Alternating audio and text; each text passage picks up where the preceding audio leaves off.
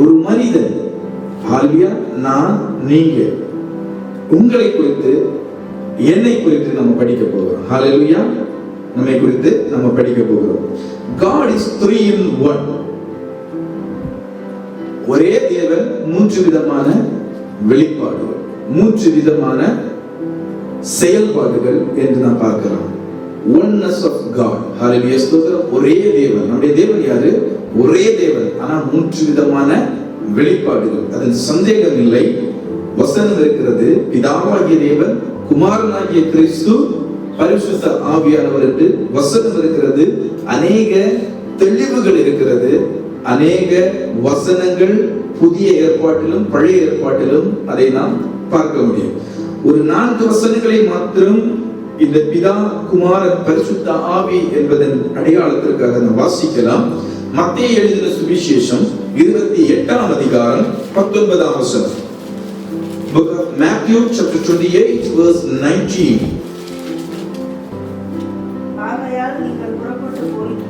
ஆகையால் நீங்கள் புறப்பட்டு போய் சகல ஜாதிகளையும் சிஷ்யராக்கி பிதா, குமாரன், பரிசுத்த ஆவியின் நாமத்திலே அவர்களுக்கு ஞானஸ்நானம் கொடுப்பேன். இங்கே சொல்லப்பட்டிருக்கிற 3 வார்த்தைகளை நாம் கவனித்து பார்ப்போம் என்றால், பிதா, குமாரன், பரிசுத்த ஆவி என்கிற நாமம், 3 நாமங்கள் அங்கே உபயோகப்படுத்தப்படுகிறது. ஹalleluya, ஸ்தோத்திரம். 3 in 1. அதான் சொன்னேன், 3 in 1. 1 கொரிந்தியருக்கு எழுதின நிருபம் 8ஆம் அதிகாரம் 6ஆம் வசனத்தை வாசிக்கலாம். 1 Corinthians chapter 8 verse 6. பிதாவாகிய ஒரே தேவன் நமக்கு உண்டு. அவராலே சகலமும்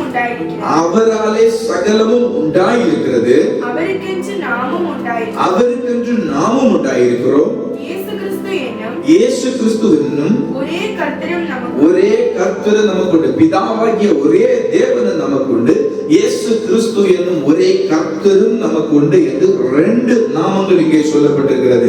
பிதாவாகிய ஒரே தேவன், குமாரனாகிய ஒரே கர்த்தர் என்று சொல்லப்பட்டிருக்கிறது.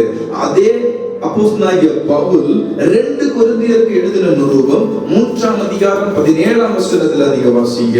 2 கொரிந்தியர் 3ஆம் அதிகாரம் 17ஆம் வசனத்தை வாசிங்க. கர்த்தரே ஆவியானவர். கர்த்தருடைய ஆவி எங்கேயோ அங்கே விடுதலை உண்டு. அப்ப கர்த்தர் ஆவியானவராய் இருக்கிறார் என்று இந்த வசனத்தில் சொல்லப்படுகிறது. கர்த்தர் ஆவியானவராய் இருக்கிறார் என்று இந்த வசனத்தில் சொல்லப்படுகிறது. இதற்கு முந்தின வசனத்தில் பிதாவாகிய ஒரே தேவனும் உண்டு, கிறிஸ்துவாகிய ஒரே கர்த்தரும் உண்டு என்று நாம் பார்த்தோம். அல்லையா? அது 1 கொரிந்தியர் 8:6 பார்த்தோம். இப்ப 2 கொரிந்தியர் 3:17 கர்த்தரே ஆவியானவர், ஆவியானவர் எங்கே உண்டோ அங்கே விடுதலை உண்டு என்று சொல்லப்படுகிறது. ஹalleluya, ஸ்தோத்திரம். ஹalleluya. ஒரு வசனம் கூட இதே 2 கொரிந்தியர் 13ஆம் அதிகாரம் 14ஆம் வசனம். 2 கொரிந்தியர் 13ஆம் அதிகாரம் 14ஆம் வசனம்.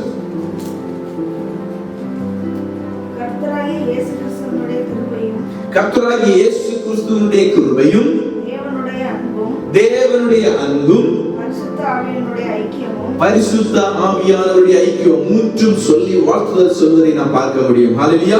இந்த புத்தகத்தின் முடிவில 3 நாமங்களை சொல்லி, பிதாவாகிய தேவன், பரிசுத்த ஆவியானவர், குமாரனாகிய கிறிஸ்து என்று 3 நாமங்களை சொல்லி அப்போஸ்தலனாகிய பவுல் ஆசீர்வாதம் கூறுகிறதை பார்க்க முடியும். ஹalleluya, ஸ்தோத்திரம். இப்போ நாம இதை குறித்து இந்த நாளில பிதாவாகிய தேவன், குமாரனாகிய கிறிஸ்து, பரிசுத்த ஆவியானவர், ட்ரினிட்டி, ட்ரையூனியன் காட், ட்ரினிட்டி, திருத்துவம், இதை குறித்து நாம 1 மணி நேரத்திற்கு மேலதாக வேணும். அதை குறித்து நாம் இன்னொரு நாள்ல என்ன செய்யலாம், சிந்திக்கலாம். இப்ப இதே மாதிரி பிதாவாகிய தேவன், பரிசுத்த ஆவியானவர், குமாரனாகிய கிறிஸ்து என்று 3 in 1 இருக்கிறதுல நம்மை தேவ சாயலாக படைத்திருக்கிறார். சரியா?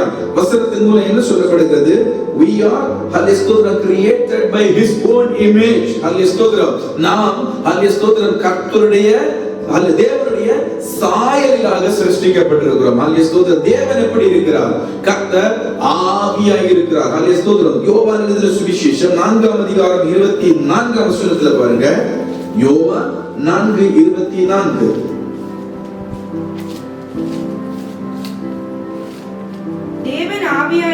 இருக்கிறார். தேவன் ஆவியாய் இருக்கிறார். God is spirit. போதும். God is spirit. ஹல்லேலூயா. அப்போ தேவ சாயலாக படைக்கப்பட்ட நமக்கு என்ன இருக்கிறது? ஸ்பிரிட் இருக்கிறது. காரணம் ஆவி இருக்கிறது. ஆவி என்கிற ஒரு உடைமை நமக்கு இருக்கிறது. ஹல்லேலூயா. ஆவி என்கிற ஒரு பகுதி நமக்கு இருக்கிறது. ஹல்லேலூயா. ஆவி என்கிற ஒரு பகுதி இருக்கிறது. ஏன்னா நாம தேவ சாயலாக படைக்கப்பட்டிருக்கிறோம். தேவன் எப்படி இருக்கிறார்? ஆவியாக இருக்கிறார். இனி நம்ம எப்படி படைத்தார்? ஹல்லேலூயா. நம்மை எப்படி படைத்தார்? மண்ணில் இருந்து நம்மை படைத்தார். மண்ணின் தூளில் இருந்து நம்மை படைத்தார். ஹல்லேலூயா. மண்ணை தூள், அதாவது நிலத்தினுடைய தூள் பொடியில் இருந்து அதை ஒரு மனித உருவமாக செய்து அதை தான் என்ன செய்தார்? நாசியிலே ஜீவ சுவாசத்தை அவர் ஊதும் பொழுது மனுஷன் ஜீவ ஆத்துமா ஆனான். அப்ப ஆத்துமா, ஹல்லேலூயா, ஆவியை வைக்கிறார். ஆவியை வைத்த பொழுது ஜீவன் உண்டாகிறது. ஆத்துமா ஆகிறது. ஜீவ ஆத்துமா, ஹல்லேலூயா, ஜீவனுள்ள ஆத்துமாவாகிறது. மாம்ச ஒரு சரீரம் உருவாகிறது. ஹல்லேலூயா. அப்ப அங்க 3 பகுதிகள் நம்ம பார்க்கிறோம் இல்ல? ஹல்லேலூயா. ஆழமாக அந்த வசனத்தை தியானித்தா 3 பகுதிகளை நம்ம பார்க்க முடியும். தேவனுடைய ஆவி உள்ளே போகிறது. இந்த ஆவி உள்ளே போகும் பொழுது மனுஷன் ஜீவனுள்ள ஆத்துமாவானான். ஹல்லேலூயா. ஆவி உள்ளே இருக்கிறது. ஆத்துமாவான சரீரம், அந்த பொடி என்னாச்சு? மனுஷ சரீரமாக, மாம்ச சரீரமாக மாறினது. 3. ஹல்லேலூயா. ஸ்தோத்திரம். ஹல்லேலூயா. ஸ்தோத்திரம். பழைய ஏற்பாட்டுல எப்படி இருக்கிறது?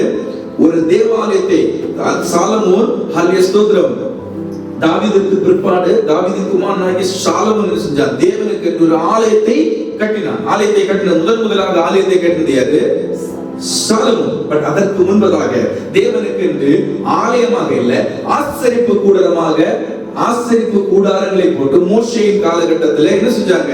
தேவனை ஆராதித்தார்கள். உடன்படிக்கையை கொண்டு வைத்தார். உடன்படிக்கை பெட்டியை கொண்டு வைத்தார்கள். அங்கே 3 பகுதிகளாக பிரிக்கப்பட்டிருந்தது. 1 வெளிப்பிரகாரம், 2 உட்பிரகாரம், 3 மகா பரிசுத்த ஸ்தலம், அதி பரிசுத்த ஸ்தலம் என்று 3 பகுதிகளாக ஆசரிப்பு கூடாரத்தை பிரிப்பதை பார்க்க முடியும். பிதாவாகிய தேவன் ஹல்லேலூயா, நாம் தேவனுடைய காரியத்தில் பார்க்கும் பொழுது, தேவனுடைய நாமங்களை பார்க்கும் பொழுது பிதாவாகிய தேவன், குமாரனாகிய கிறிஸ்து, பரிசுத்த ஆவியானவர் என்று 3 போல பழைய ஏற்பாட்டுல, பழைய ஏற்பாடு எப்பவுமே நம்ம படிக்கும் போது வேத பண்டிதர்கள் அல்லது ஹல்லேலூயா எப்படி இருக்கும்? நம்ம வேதத்தை படிக்கும் பொழுது பழைய ஏற்பாடு புதிய ஏற்பாட்டிற்கு நிழலானது. ஹல்லேலூயா. அது நிழல், புதிய ஏற்பாடு நிஜம். ஹல்லேலூயா. அப்போ பழைய ஏற்பாட்டுல இருக்கிற அந்த ஆசரிப்பு கூடாரம், ஹல்லேலூயா, அது ஹல்லேலூயா, பழைய ஏற்பாடு புதிய ஏற்பாடு ரெண்டையும் சேர்த்து பார்க்கும்போது பிதாவாகிய தேவன், குமாரனாகிய கிறிஸ்து, பரிசுத்த ஆவியானவர், இவங்க எல்லாம் ஹல்லேலூயா 3 in 1 ஆக இருக்கிறது போல மனிதனும் 3 in 1. ஹல்லேலூயா. ஆவி, நம்ம இன்னைக்கு ஆரம்பத்துல ஒரு பாட்டை பாடினால, ஆவி ஆத்ம சரீரம் அர்ப்பணித்தேன் என்று. ஹல்லேலூயா. அப்ப ஆவி, ஆத்துமா, சரீரம், ஸ்பிரிட், சோல், பாடி, இன்னைக்கு அதுதான் நம்ம பார்க்க போறோம். Hallelujah. Human divided into 3 parts. Hallelujah. ஒரு ஹியூமன் மனிதனை எடுத்துக்கொண்டா divided into 3 parts. ஒன்னு என்னது? ஸ்பிரிட், ஆவி. 2 ஆத்துமா, சோல். 3 சரீரம். இந்த 3 எழுதிக்கோங்க. இதுதான் கேப்ஷன். ஹல்லேலூயா. இந்த நாள் ஹல்லேலூயா வேதத்தை நாம் கற்றுக் கொடுக்கிற தலைப்பு ஆவி, ஆத்துமா, சரீரம். எபிரேயருக்கு எழுதின நிருபம் 4ஆம் அதிகாரம் 12ஆம் வசனத்தை வாசிங்க.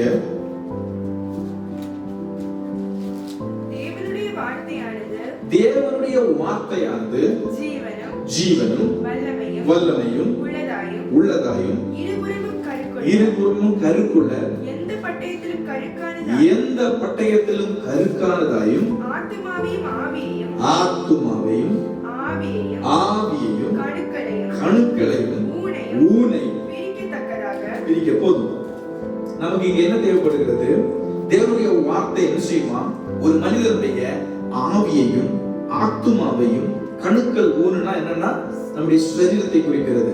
அப்ப ஒரு ஆவியையும், ஒரு மனிதனுடைய ஆவியையும், ஒரு மனிதனுடைய ஆத்துமாவையும், ஒரு மனிதனுடைய சரீரத்தையும், மாம்ச சரீரத்தை பிரித்து அறியக்கூடிய, பிரிக்கக்கூடிய, ஆழமாக செயல்படுகிற ஒரு காரியம் என்னது?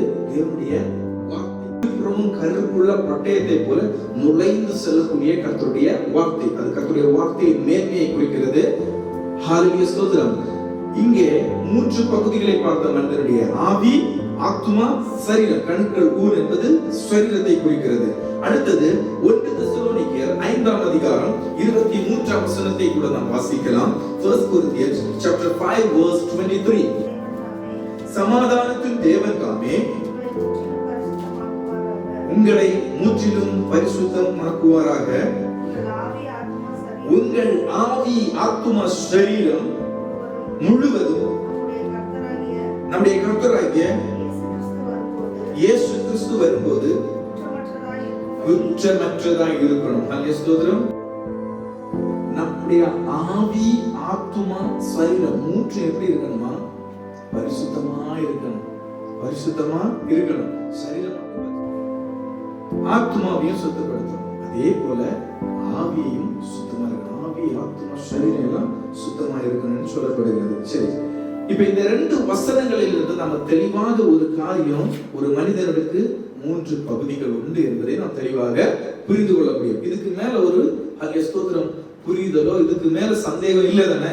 ஹல்லேலூயா ஸ்தோத்திரம். 3 பகுதிகள் ஒரு மனிதனுக்கு உண்டு. ஹல்லேலூயா ஸ்தோத்திரம். ஹல்லேலூயா ஸ்தோத்திரம். இதைத்தான் நம்ம கொஞ்சம் ஆழமா படிக்கணும். இதுல 2 காரியங்கள். மனிதனுடைய சரீரம், சோல். இது ஹல்லேலூயா ஸ்தோத்திரம் சாதாரண நிலையில் உள்ள எல்லா மனிதர்களுக்கும், உலகத்தில் பிறந்த சகல மனிதர்களுக்கும் உள்ள ஒரு பகுதி தான் என்னது? இந்த பாடி, சரீரமும் ஆத்மாவும். ஹல்லேலூயா ஸ்தோத்திரம். ஸ்பிரிட் தான் நமக்கு முக்கியப்படுத்தி இன்னைக்கு நம்ம படிக்கணும். ஆனா அதே நேரத்துல மாம்ச சரீரத்தையும் சோலையும் என்ன என்று சொல்லி மட்டும் நான் விடுறேன். ஹல்லேலூயா ஃபாஸ்டா நான் சொல்லி மட்டும் விடுறேன். சரி, இந்த ஸ்பிரிட்டுக்கு கிரீக்ல உள்ள நேம் நீமா. ஹல்லேலூயா ஸ்தோத்திரம். நீமா. PNEUMA. PNEUMA. அந்த P சைலண்ட், எப்பவுமே நீமா என்று சொல்லப்படுகிறது.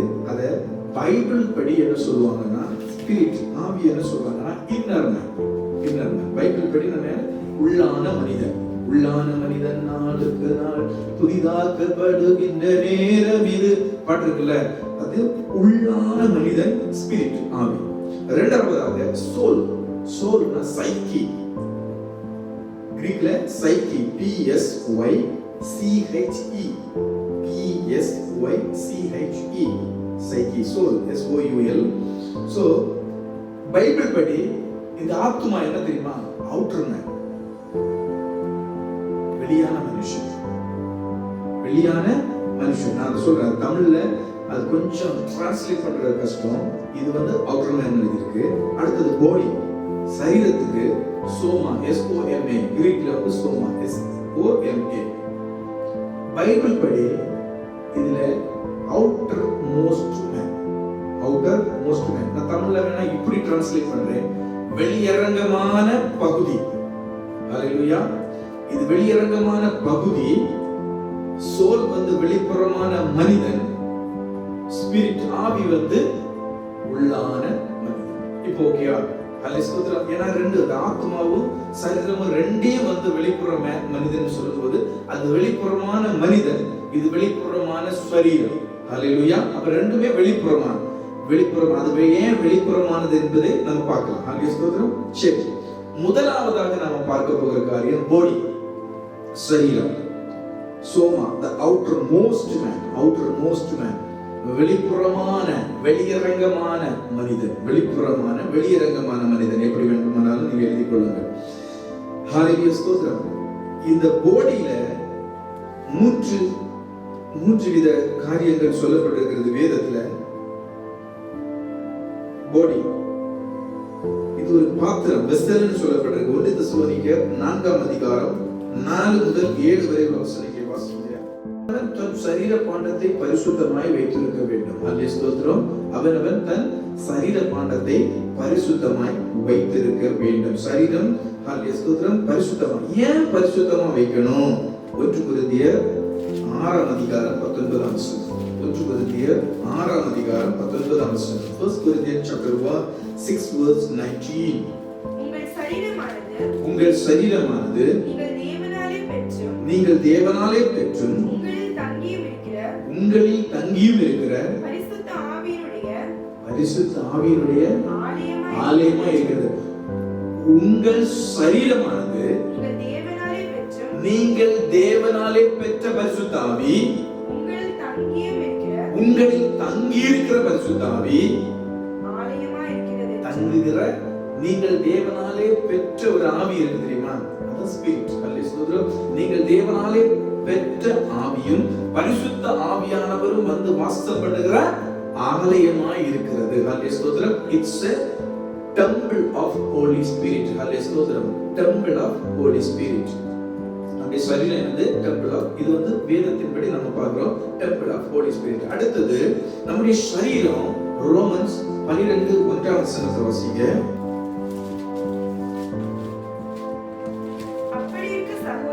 அப்படி இருக்க சகோதரரே, நீங்கள் உங்கள் சரீரங்களை பரிசுத்தமும் தேவனுக்கு பிரியவுமான ஜீவ பலியாக ஒப்பு கொடுக்க வேண்டும் என்று தேவனுடைய இரக்கங்களை முன்னிட்டு உங்களை வேண்டிக் கொள்கிறேன். நம்முடைய சரீரங்களை ஜீவ பலியாக தேவனுக்கு ஒப்பு கொடுக்க வேண்டும். எப்படி கொடுக்க முடியும்? அல்லேலூயா. எப்படிங்க? இப்படி சொல்லி விட்டா உங்களுக்கு எப்படி புரியும்? அல்லேலூயா. நம்முடைய சரீரங்களை ஜீவ பலியாக ஒப்பு கொடுக்க வேண்டும். தேவன் விரும்புகிற பலி. அல்லேலூயா. தேவன் விரும்புகிற பலி இந்த பலிதான். பழைய ஏற்பாட்டு காலத்துல காளையை, புறாவை, ஆட்டுக்குட்டிகளை, ஆட்டுக்கடாக்களை என்ன செஞ்சாங்க? தேவனுக்கு பலியாக செலுத்தினார்கள். ஆனால் ஆண்டவர் நம்மை குறித்து, புதிய ஏற்பாட்டின் பிள்ளைகள், இயேசு கிறிஸ்துவின் பிள்ளைகளை குறித்து அவர் கொண்டிருக்கிற வாஞ்சை, ஆசை என்ன தெரியுமா? நம்முடைய சரீரங்களை ஜீவனுள்ள பலியாக ஒப்பு கொடுக்க வேண்டும். எப்படி ஒப்பு கொடுக்க முடியும் ஜீவனுள்ள பலியாக? உடனே நம்ம என்ன நினைப்போம்? வெளிப்புற மனிதன் என்ன நினைப்போம்? நம்ம ஜீவனை விட்டுறணும், அல்லேலூயா, ஜீவ பலியாக ஒப்பு கொடுக்கணும். இல்ல, அல்லேலூயா. நம்முடைய சரீரத்தை ஜீவ பலியாக கொடுக்க வேண்டும் என்றால் நம்முடைய சரீரத்தில் உள்ள நம்முடைய எண்ணங்கள் இருக்கு பாத்தீங்களா? சோல் மூலமாக வருகிற எண்ணங்கள், காரியங்கள், நம்முடைய சரீர பிரகாரமான ஆக்டிவிட்டிகளை எல்லாம் என்ன செய்யணும்? தேவனுக்கு முன்பதாக கொல்லப்பட வேண்டும். தேவனுக்கு முன்பதாக சாகடித்து அதை தேவனுக்கு பலியாக ஒப்பு கொடுக்க வேண்டும். நம்முடைய விருப்பத்தின்படி வாழ்வதற்காக நாம் அழைக்கப்படவில்லை. நம்மை அழைத்திருக்கிற அவருடைய விருப்பத்தின்படி வாழ்வதற்காக நாம என்ன செய்ய வேண்டும்? ஒப்பு கொடுக்க வேண்டும். அப்படி ஒப்பு கொடுக்கணும்னா நாம இந்த பகுதிகளை எல்லாம் என்ன செய்ய வேண்டும்? சாகடிக்க வேண்டும். ஒரு எக்ஸாம்பிள் சொல்றேன். அல்லேலூயா. இன்றைக்கு அல்லேலூயா, நான் எப்படி ஆகிலும் நைட்டு அல்லேலூயா வெளியே போய் அல்லேலூயா இந்த இடத்திலிருந்து இந்த காரியத்தை செய்ய வேண்டும், அல்லது இங்க போய் நான் இந்த என்ன செய்வேன்? சாப்பிடுவேன் அல்லேலூயா என்று நம்முடைய வெளிப்புறமான, அதாவது நம்முடைய சுயமாக நாம் ஒரு சிந்தனையில் சிந்தித்து நான் போய் சாப்பிடுவேன் அப்படின்னு நம்ம கட்டாயமா இருக்கிற ஒரு காரியத்தில் அந்த இடத்துல ஆவியானவர் நம்மிடத்தில் சொல்லுவாரு, நீ ஜெபி, அல்லேலூயா, நீ இங்க இருந்து ஜெபி, அல்லது இன்னைக்கு பாட்டு பாடு, அல்லேலூயா, இல்லைக்கு நீ இன்னைக்கு போகாதே என்று நம்மை தடுக்கும் பொழுது அந்த இடத்துல நம்முடைய ஆசைகளை கொன்று அவருக்கு முன்பதாக நிற்கிறோம்ல, அதான் நம்முடைய ஆசைகளை நான் சின்னதா சொன்னேன், நிறைய இருக்கிறது. அல்லேலூயா. நிறைய நம்முடைய எண்ணங்கள், நம்முடைய ஆசைகள், நம்முடைய விருப்பங்கள் எல்லாம் இருக்குது. இவை எல்லாவற்றையும் கொன்று ஜீவ பலியாக அவருக்கு நம்முடைய சரீரங்களை என்ன செய்யணும்? ஒப்பு கொடுப்பதுதான் புத்தியுள்ள ஆராதனை என்று சொல்லப்படுகிறது. புத்தியுள்ள ஆராதனை என்று சொல்லப்படுகிறது. அல்லேலூயா. வேதத்தின்படி நம்ம பார்த்தோம். அல்லேலூயா. நம்முடைய சரீரம் தேவன் வந்து, அதாவது பரிசுத்த ஆவியானவர் வந்து வாசம் செய்கிற ஒரு ஆலயம் என்று பார்த்தோம். மாத்திரமல்ல, நம்முடைய சரீரம் லிவிங் சாக்ரிஃபைஸ், நாம் வாழ்ந்து கொண்டிருக்கிற ஒரு அல்லேலூயா, வாழ்ந்து கொண்டே அவருக்கு நாம் பலியாக நம்முடைய சரீரங்களை அர்ப்பணிக்க வேண்டும். ஹல்லேலூயா. ஸ்தோத்திரம். சரீரங்களை அர்ப்பணிக்க வேண்டும். நம்முடைய ஆசாபாசங்கள், நம்முடைய விருப்பங்கள், நம்முடைய எண்ணங்கள், நம்முடைய சுய சிந்தனைகளை எல்லாவற்றையும் என்ன செய்யணும்? ஹல்லேலூயா. ஸ்தோத்திரம். மனப்பூர்வமாக நாம் என்ன செய்ய வேண்டும்? ஹல்லேலூயா. ஸ்தோத்திரம். கொன்று அல்லேலூயா, மனப்பூர்வமாக நம்முடைய இச்சைகளை, நம்முடைய ஆசைகளை, நம்முடைய விருப்பங்களை, நம்முடைய அல்லேலூயா ஆடம்பரமான காரியங்கள், பல காரியங்கள் இருக்கிறது. இவை எல்லாவற்றையும் நாம் என்ன செய்ய வேண்டும்? அல்லேலூயா, தேவனுக்கு என்று. அது அப்போஸ்தலனாகிய பவுல் சொல்வார்ல, எனக்கு லாபமான எல்லாவற்றையும் நான் என்ன செஞ்சேன்? நஷ்டம் என்று கருதினேன் என்று. யாருக்காக? கிறிஸ்துவுக்காக நஷ்டம் என்கிற சரீரத்தை கொண்டு அவருக்கு லாபம் என்று தோன்றுகிற அநேக காரியங்கள் உண்டாயிருந்தது. அல்லேலூயா ஸ்தோத்திரம். சகலத்தையும் என்ன செஞ்சாங்க? அல்லேலூயா ஸ்தோத்திரம். கிறிஸ்துவுக்காக நஷ்டம் என்று எண்ணினாங்க. அந்த ஒரு எண்ணம் நமக்கு வரணும். அதான் லிவிங் சாக்ரிஃபைஸ். அல்லேலூயா ஸ்தோத்திரம். புத்தியுள்ள ஆராதனை. இனி சரீர பிரகாரமாக நம்ம சரீரத்தை பற்றி பார்த்தோம். பிசிக்கல் சென்ஸ் நம்மளால என்ன செய்ய முடியும்? ஸ்மெல் பண்ண முடியும். அல்லேலூயா ஸ்தோத்திரம். நம்மளால நுகர முடியும், நம்மளால டேஸ்ட் பண்ண முடியும். ருசி என்ன என்பதை டேஸ்ட் பண்ண முடியும். நம்மளால அல்லேலூயா ஸ்தோத்திரம் டச் பண்ண முடியும், நம்மளால டச் பண்ண முடியும். அல்லேலூயா ஸ்தோத்திரம். ஏதாவது நம்மள டச் பண்ணா நமக்கு உணர்ச்சி இருக்கிறது, நம்ம நம்மளும் டச் பண்ண முடியும். நமக்கு கேட்க முடியும், நம்மளால பார்க்க முடியும். அல்லேலூயா ஸ்தோத்திரம். 5 வித அல்லேலூயா ஸ்தோத்திரம் சென்ஸ் நமக்கு இருக்கிறது. நம்மளால பார்க்க முடியும், கேட்க முடியும், பேச முடியும், நுகர முடியும், டச் தொடுதல் உணர்ச்சி இருக்கிறது. இப்படி 5 வித சென்ஸ் நமக்கு இருக்கிறது. அல்லேலூயா ஸ்தோத்திரம். அதே மாதிரி நம்முடைய சரீரத்திற்கு அநேக தேவைகள் இருக்கிறது. நம்முடைய சரீரத்திற்கு அநேக தேவைகள் இருக்கிறது. உணவு வேண்டும், தண்ணீர் வேண்டும், ஆக்டிவிட்டிஸ் வேணும். சும்மா அப்படியே நம்ம ஒரு இடத்துல உட்கார்ந்து இருக்க முடியாது. நம்ம எழுப்பி நடக்கணும், பேசணும், மற்றவங்களோட கம்யூனிகேட் பண்ணணும். அல்லேலூயா ஸ்தோத்திரம். நமக்கு நிறைய ஆக்டிவிட்டிஸ் இருக்கு. இன்னர்ல ஆக்டிவிட்டிஸ் நடக்கிறது. நம்முடைய சரீரத்திலேயே இன்னர்ல ஆக்டிவிட்டிஸ் நம்ம சாப்பிடுறோம்.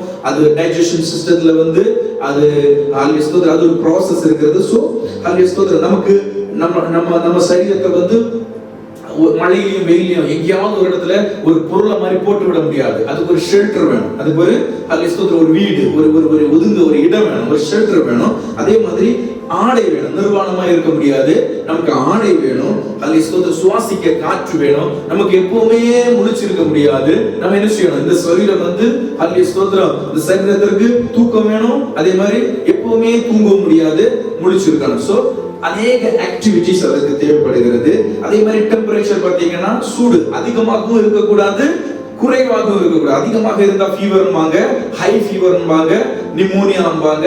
அதுக்கு லோன்னா அல்லேலூயா ஸ்தோத்திரம் வேற அல்லேலூயா ஸ்தோத்திரம் நிறைய வியாதிகள் என்று. அப்போ நம்முடைய பாடியுடைய சூடு டெம்பரேச்சரும் என்ன செய்யணும்? ஸ்டேபிளா அல்லேலூயா ஸ்தோத்திரம் ஒரு நிலையில இருக்கணும். அல்லேலூயா ஸ்தோத்திரம். இனி நம்முடைய சரீரத்திற்கு உணர்ச்சிகள் உண்டு. அல்லேலூயா ஸ்தோத்திரம். பாலியல் ரீதியான அந்த ஆசைகள், அந்த காரியங்கள், இவையெல்லாம் அந்த டிசைர்ஸ் எல்லாம் வந்து இப்படிப்பட்ட நீட்ஸ் தேவைகள் அல்லேலூயா ஸ்தோத்திரம் நம்முடைய மாம்ச சரீரத்தில் உண்டு. அல்லேலூயா ஸ்தோத்திரம். இதுதான் வெளிப்புறமான, இது சயின்ஸ். அல்லேலூயா ஸ்தோத்திரம். இப்போ நான் சொன்னது எல்லாமே வந்து சயின்ஸ். இப்போ நான் சொன்னது எல்லாமே வந்து அல்லேலூயா ஸ்தோத்திரம் ஒரு மனிதனுடைய பார்ட்ஸ், அதனுடைய அல்லேலூயா ஸ்தோத்திரம், அதனுடைய கேட்கும் திறன், பார்க்குதல், அது என்ன செயல்பாடுகள்ல இருக்கிறது, இந்த சரீரத்திற்கு என்னென்ன தேவைகள் என்பதை குறித்து நான் சொன்னேன். அல்லேலூயா ஸ்தோத்திரம். It's simple. ஆனா முதல் 3 வசனங்களை நாம் வாசித்தது வந்து வேதத்தின் அடிப்படையில் வாசித்தது. அல்லேலூயா. இது தெளிவாக தெரிந்திருக்குன்னு நினைக்கிறேன். அடுத்தது போவோம் சோல். இரண்டாவதாக நம்ம சோல். நமக்கு மிக முக்கியமான காரியம் ஸ்பிரிட். அல்லேலூயா ஸ்தோத்திரம். நம்ம சோல்ல பார்க்கணும்னா நாம யாரு என்கிற ஒரு அடையாளம் தான் இந்த சோல். அல்லேலூயா ஸ்தோத்திரம். நான் யாரு? அல்லேலூயா ஸ்தோத்திரம். நான் யாரு? அல்லேலூயா ஸ்தோத்திரம். என்னுடைய பர்சனாலிட்டி என்ன? என்னுடைய கேரக்டர், என்னுடைய குணம் என்ன? அல்லேலூயா ஸ்தோத்திரம். அல்லேலூயா ஸ்தோத்திரம். என்னுடைய personality, it's a self identity. Alleluia ஸ்தோத்திரம். எல்லாரும் மனிதர்கள் தான். எல்லாருக்கும் கண்ணு, காது, மூக்கு எல்லாம் இருக்குது. பலர் கருப்பா இருக்காங்க, பலர் வெள்ளையா இருக்காங்க, பலர் புது நிறமா இருக்காங்க. whatever it is, எல்லாரும் மனிதர்கள் தான். ஆனா அவரவருக்கு தனிப்பட்ட ஒரு அடையாளம் இருக்கிறது இல்ல. அல்லேலூயா ஸ்தோத்திரம். அது ஷேப்ல மட்டும் இல்ல, நம்முடைய படிப்புல, நம்முடைய பேச்சுல, நாம் இடைப்படுகிற காரியத்துல, நாம அல்லேலூயா ஸ்தோத்திரம் வேலை பார்க்கிற அந்த வேலையில, நம்முடைய குணாதிசயத்துல, குணத்துல, எல்லாத்துலயும் ஒரு ஐடென்டிட்டி இருக்கு. பாத்தீங்களா? நான் அல்லேலூயா ஸ்தோத்திரம். இதுதான் செல்வா, இதுதான் வந்து ரட்சா பிரதர், இதுதான் வந்து சுந்தரி சிஸ்டர், இதுதான் வந்து அஜித், இதுதான் வந்து அல்லேலூயா ஸ்தோத்திரம் நீங்க, இதுதான் நீங்க, இதுதான் நான். ஒரு ஐடென்டிட்டியை கொடுக்கிறது தான் என்னது? இந்த சோல். ஹalleluya. ஒரு ஐடென்டிட்டியை கொடுக்கிறது தான் சோல். இந்த சோலுக்கு அடுத்து ஒரு பகுதி இருக்கிறது, எமோஷன்ஸ், ஃபீலிங்ஸ் இருக்கிறது. ஹalleluya ஸ்தோத்திரம். Emotions, feelings. நம்ம கவலைப்படுறோம், ஹalleluya ஸ்தோத்திரம். நம்ம கவலைப்படுறோம், நம்ம சந்தோஷப்படுறோம். ஹalleluya ஸ்தோத்திரம். இந்த சோல் கொடுக்கிற இன்ஸ்ட்ரக்ஷன்ஸ்னால நம்ம கவலைப்பட்டா சரீரம் என்ன செய்யும்? அழுகும். ஹalleluya ஸ்தோத்திரம். நம்ம சந்தோஷப்பட்டா முகம் பிரகாசமா சிரிக்கும். இந்த சோல் தான் இந்த பாடிக்கு என்ன செய்கிறது? இன்ஸ்ட்ரக்ஷனை பாஸ் பண்றது. அப்ப நமக்கு எமோஷன்ஸ் இருக்குது. ஹalleluya ஸ்தோத்திரம். அடுத்தது நமக்கு மைண்ட், நம்முடைய எண்ணங்கள், மனசுன்னு சொல்லுவோம்ல, நமக்கு மனசு இருக்கிறது. நம்ம சிந்திக்கக்கூடிய தாட்ஸ், நமக்கு தாட்ஸ் இருக்குது, நம்ம சிந்தனைகள் இருக்கிறது, நம்முடைய மனசு இருக்கிறது. அது இன்டெலெக்ட், மைண்ட் அண்ட் தாட்ஸ். நம்முடைய வில் இருக்குது, நம்முடைய விருப்பங்கள், your own will and desires. நம்முடைய விருப்பங்கள், ஆசைகள், இது எங்க இருக்கு? இந்த சோல் லெவல்ல நம்முடைய விருப்பங்கள், நம்முடைய ஆசைகள் எல்லாம் எங்க இருக்கு? இந்த வில்ல தான் இருக்குது. அதே மாதிரி ஆண்டவர் நம்மை சிருஷ்டிக்கும் போது இந்த காரியத்தை எல்லாம் வச்சார்ல, அடுத்து இன்னொரு காரியம் வைக்கிறார், கான்ஷியன்ஸ். கான்ஷியன்ஸ் என்ன this is right and this is wrong என்று அறியக்கூடிய ஒரு அறிவை ஆண்டவர் நமக்கு என்ன செஞ்சிருக்கிறார்? ஒரு பகுத்தறிகிற ஒரு மோரல் கெப்பாசிட்டி, ஒரு மோரல் என்ன செய்கிறார்? ஒரு மொராலிட்டியை நமக்கு வச்சிருக்கிறார். ஹல்லேலூயா. கான்ஷியன்ஸை நமக்கு நம்முடைய சோல்ல வச்சிருக்கிறார். ஹல்லேலூயா. எது ரைட்? ஏன்னா வேதத்தை படிக்கிற நாம மட்டுமல்ல, ரட்சிக்கப்பட்ட நாம மட்டுமல்ல, உலகத்தில் உள்ள எல்லா ஜனங்களுக்கும் எது ரைட் எது ராங்னு சொல்லிட்டு ஹல்லேலூயா அவங்க வாழுகிற வாழ்க்கையின் அடிப்படையில தெரியுதுல்ல. ஆண்டவர் இந்த காரியத்தை அவர் படைக்கும் பொழுதே எது ராங் எது ரைட் என்பதை தெரிந்து கொள்ளக்கூடிய ஒரு புத்தியை என்ன செஞ்சிருக்கிறார்? ஆண்டவர் வைத்திருக்கிறார். ஹல்லேலூயா. கான்ஷியஸ் மைண்ட வச்சிருக்கிறார். அதே போல இந்த இடம், இந்த சோல் தான் தீமைகளுக்கான இடமும் கூட. ஹல்லேலூயா. ஈவில் ஸ்பிரிட், அதாவது ஹல்லேலூயா dwelling, ஹல்லேலூயா தங்கி இருக்கக்கூடிய பிளேஸ், ஹல்லேலூயா சாத்தானிக், ஹல்லேலூயா அந்த ஈவில் திண்மையான விஷயங்கள் குடிகொள்ளுகிற இடமும் இந்த இடம் தான். ஹல்லேலூயா. இந்த ஆத்மாவில் தான் கூட நம்முடைய சின்ஃபுல் நேச்சர், தீமைகள், ஈவில் ஸ்பிரிட், அதாவது சாத்தானிய அந்த சாத்தானுடைய ஆவி, அவன் என்னெல்லாம் செய்வான்? ஹல்லேலூயா. அவன் என்னெல்லாம் செய்வான்? ஹல்லேலூயா. ஒரு சாத்தான் எப்படி எதுக்கு வருகிறானா? எதுக்கு? கொல்வதற்கும் அழிக்கவும் திருடவும் கொல்லவும் அழிக்கவும் தான் வருகிறான். அவனுடைய நினைப்பு எல்லாம் திருடணும், கொல்லணும், அழிக்கணும். இந்த நினைவுகளோட இருக்கிற இது எக்ஸ்ட்ரீம் லெவல் சொல்லப்படுகிறது. இதுக்குள்ள நிறைய சின்ன சின்ன சப் கேட்டகரிஸ் எல்லாம் இருக்குது. சோ அதற்கு தான் இந்த ஈவில் ஸ்பிரிட். ஹல்லேலூயா. நானும் ஜீவன் உண்டாக்க வந்தேன் என்று ஹல்லேலூயா இயேசு சொல்லுகிறதை பார்க்க முடியும். அப்போ சாத்தான் எதுக்கு வந்தான்? நம்மை திருடவும் கொல்லவும் அழிக்கவும் வந்தான். நம்முடைய ஆசைகளை, நம்முடைய சந்தோஷத்தை திருட வந்தான். ஹல்லேலூயா. நம்முடைய சந்தோஷத்தை, நம்முடைய சமாதானத்தை திருட வந்தான். ஹல்லேலூயா. நம்முடைய ஹல்லேலூயா இந்த ஆத்துமாவையும் ஆவியும் கொல்லுவதற்கு வந்தான். ஹல்லேலூயா. கொல்ல வந்தான். ஹல்லேலூயா. நம்மை அழித்து போட, நம்மை நிர்மூலமாக்க வந்தான். ஆனா தேவன் இயேசு எதற்காக வந்தார்?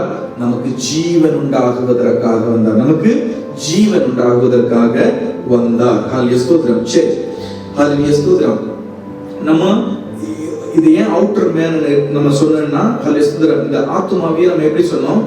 வெளிப்புறமான மனிதன், மற்றது வெளியான மனிதன். வெளிப்புறமான மனிதன் சரீரம், ஹல்லேலூயா. வெளியரங்கமான மனிதன் சரீரம், வெளியான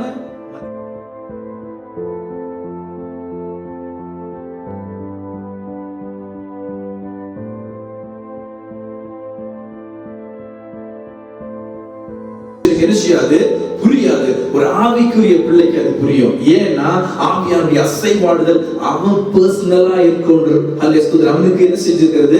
அந்த அனுபவம் அவனுக்கு இருக்கிறனால அவனால புரிந்து கொள்ள முடியும். ஹல்லேலூயா. மற்றொரு மனிதனால புரிந்து கொள்ள முடியாது. ஹல்லேலூயா. அபிஷேகத்துல நிறைந்து ஜெபிக்கிற பிள்ளைகளை பார்த்தா ஹல்லேலூயா புற ஜாதி என்ன செய்வான்? ஹல்லேலூயா எதற்காக இவ்வளவு துள்ளுகிறார்கள், எதற்காக இவ்வளவு கரங்களை அடிக்கிறார்கள், எதற்காக இவ்வளவு சப்தம் விடுகிறார்கள் என்று ஹல்லேலூயா அவர்களுக்கு ஏளனமாக தோன்றும். ஆனால் ஹல்லேலூயா ஒரு ஆவிக்குரிய பிள்ளைக்கு அதை பகுத்தறிய முடியும். ஏன்னா அவனும் ஒரு நாள் ஹல்லேலூயா அந்த ஒரு ஆவியில் நிறைந்த ஒரு பரவச நிலையை எட்டி இருப்பான். அதனால அவனால புரிந்து கொள்ள முடியும். அதுதான் இங்க சொல்லப்பட்டிருக்கிறது. ஜென்ம சுபாவமான மனுஷனுக்கு அதை ஏற்றுக்கொள்ள முடியாது, அது அவனுக்கு புரியாது. ஹல்லேலூயா. ஜென்ம சுபாவமான மனுஷன் அதை ஏற்றுக்கொள்ள மாட்டான், அதை புரியவும் செய்யாது. ஏனென்றால் அது ஆவிக்குரிய நிலையில் பகுத்தறியத்தக்கவண்ணம் அவனுக்கு தெரியல. ஹல்லேலூயா.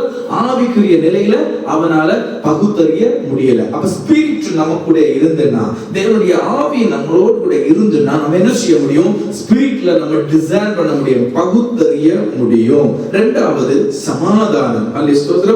பீஸ். எவ்வளவு கடினமான சூழ்நிலையிலும், எவ்வளவு மோசமான சூழ்நிலையிலும் ஒரு தெய்வீக சமாதானத்தை அனுபவிக்க முடியும்னா இந்த ஆவி யாரிடத்துல இருக்கிறதோ அவங்களால தான் அனுபவிக்க முடியும். வாசிங்க ரோமன்ஸ் chapter 8 verse 6. மாம்ச சிந்தை மரணம், ஆவி சிந்தையோ ஜீவனும் சமாதானமுமா.